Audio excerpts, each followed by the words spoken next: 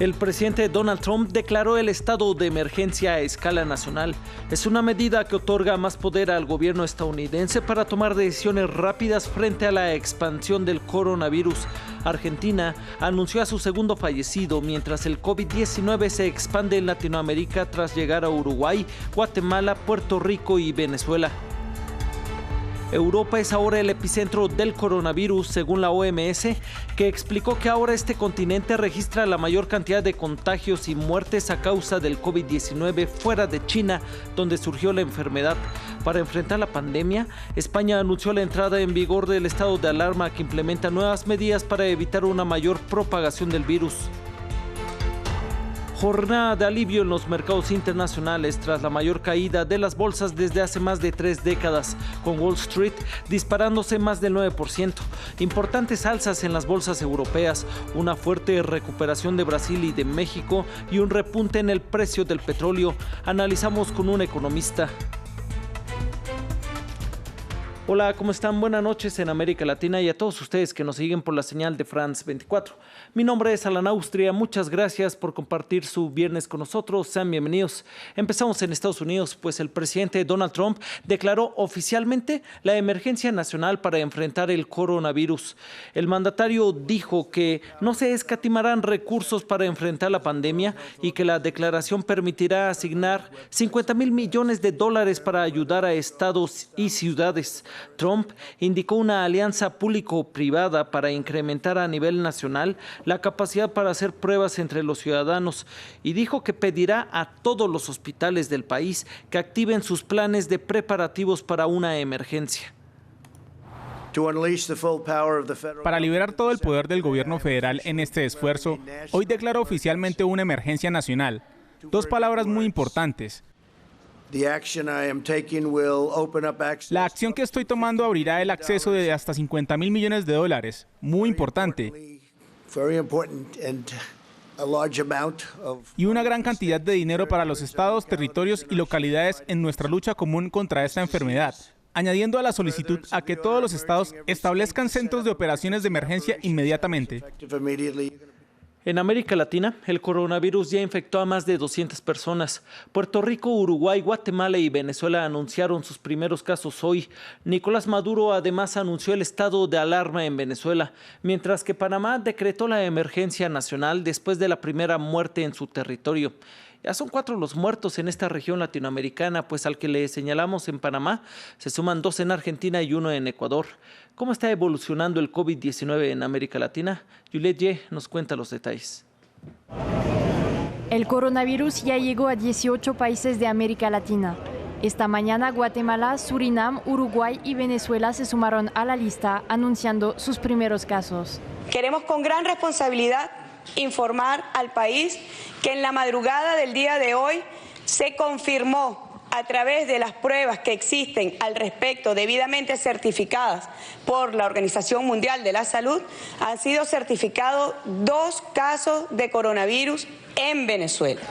En Panamá, el presidente decretó también el estado de emergencia tras contar con un primer muerto. El gobierno nacional, de manera responsable, ha tomado la decisión de suspender todas las actividades, ferias, todas las cabalgatas, conciertos y actividades deportivas que permitan o provoquen aglomeración de personas. De esta forma evitaremos un mayor riesgo para la población.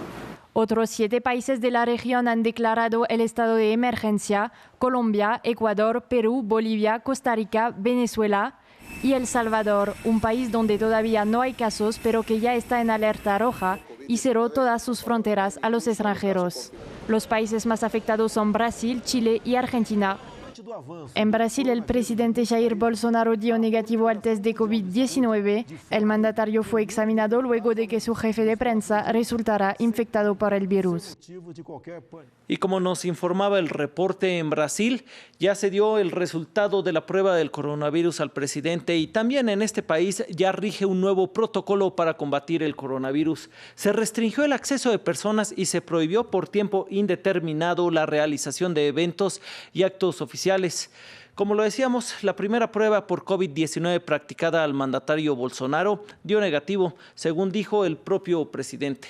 Nuestra corresponsal Valeria Zacone nos detalló la forma tan singular de informar por parte del presidente brasileño su resultado ante el virus y también nos detalló más de las medidas ante la emergencia sanitaria. El comunicado oficial ha sido tajante. El presidente de Brasil no ha contraído el coronavirus, ni tampoco su esposa Michelle y su hijo Eduardo, que le acompañaban en su viaje oficial a Miami. Sin embargo, la forma de comunicarlo del presidente ha sido algo peculiar. Ha aparecido en sus redes sociales con una foto, haciendo literalmente un corte de mangas para decir que él está bien. Mientras tanto, sabemos que hay 151 personas que han dado positivo al test y esta cifra podría aumentar porque todas las tardes el Ministerio de Sanidad da las cifras oficiales. De momento también estamos viendo una pequeña reacción que no llega a los niveles de los países europeos, pero por ejemplo los homenajes a favor de Marielle Franco, la concejala que fue asesinada hace ahora 2 años, han sido suspendidos precisamente para evitar aglomeraciones. Misma cosa con las manifestaciones previstas para el domingo en apoyo a Bolsonaro y para pedir al Parlamento que apoye sus reformas. Ayer Bolsonaro durante su comparecencia dijo lo que todo el mundo esperaba, que estas protestas pueden esperar. Mientras tanto, sabemos que hay también iniciativas locales. El estado de Minas Gerais ha declarado la emergencia y podría obligar a los ciudadanos a hacer pruebas médicas de forma obligatoria. Y Río de Janeiro ha aprobado un decreto que podría cerrar la ciudad e incluso suspender todas las aulas a partir del 16 de marzo y probablemente hasta final de marzo. Y cambiamos de continente, pues la Organización Mundial de la Salud aseguró que Europa se ha convertido en el epicentro del brote del coronavirus. En medio de esta situación, España anunció nuevas medidas para evitar una mayor propagación del virus. Yurani Arciniegas nos amplía. Europa es ahora el epicentro del coronavirus según la Organización Mundial de la Salud. La razón para la OMS es que existen muchos más casos de muertes y contagios en el continente europeo que en otras regiones como América Latina, y en momentos en que China, donde se originó el COVID-19, reporta que disminuyen los decesos. España, la nación más afectada de Europa después de Italia, declara el estado de alarma desde este sábado y por un periodo de 15 días. Estas decisiones estarán orientadas a movilizar todos los recursos del conjunto del Estado para proteger mejor la salud de todos los ciudadanos. Recursos económicos, recursos sanitarios, tanto públicos como privados, tanto civiles como también militares, para la protección de todos los ciudadanos, en particular de los que resulten más vulnerables frente al virus por su edad o por otros procedimientos previos. En Cataluña, el presidente de la Generalitat, Quim Torra, ordenó el cierre de toda la región, lo que significa que nadie podrá entrar ni salir. Sí que me afecta económicamente, claro, porque si no puedo ir a trabajar, nadie me devuelve el dinero, ¿no? Yo en este caso no tengo hijos ni nada, pero tengo que sobrevivir igual. Pero sí que está bien que se terminen las clases y todo, y también concientizar a las personas y hacer todo como tiene que ser, porque es una enfermedad. Son alrededor de 7,5 millones de confinados en Cataluña, mientras todo el país se prepara para entrar en estado de alarma, una medida excepcional de la que se conocerán más detalles el sábado y que será aplicada por segunda vez en su historia de democracia. Y en este mismo continente, el anuncio del presidente Trump de prohibir a las personas de la mayor parte de Europa visitar Estados Unidos durante los próximos 30 días, pues tomó por sorpresa a miles de vacacionistas. Veamos algunos de los impactos que tuvo su medida. Ira y consternación. Esas fueron algunas de las reacciones en el aeropuerto de París-Charles de Gaulle luego de que se conociera la prohibición de vuelos a Estados Unidos para los pasajeros provenientes de la mayoría de Europa por 30 días. Sara iba a celebrar su cumpleaños número 30 en Estados Unidos, pero ahora deberá hacerlo en casa. Cancelado. Gracias, Trump. Vinimos al aeropuerto pensando que aún podríamos viajar, pero los empleados de Air France nos dijeron que incluso si pudiéramos ir, no podríamos aterrizar porque Air France ya no es permitida en Estados Unidos. Así que lloré. Las novedades también interrumpieron los planes de 2 jubiladas que esperaban visitar Nueva York por primera vez. Queríamos ir y ver un partido de la NBA. Pero aquí estamos, está cancelado. Los ciudadanos estadounidenses aún pueden regresar, pero con tantos vuelos cancelados, algunos están atemorizados. Estamos aconsejando a los ciudadanos franceses que se queden en casa porque no sabemos qué está pasando. Desde el viernes a la noche no habrá vuelos.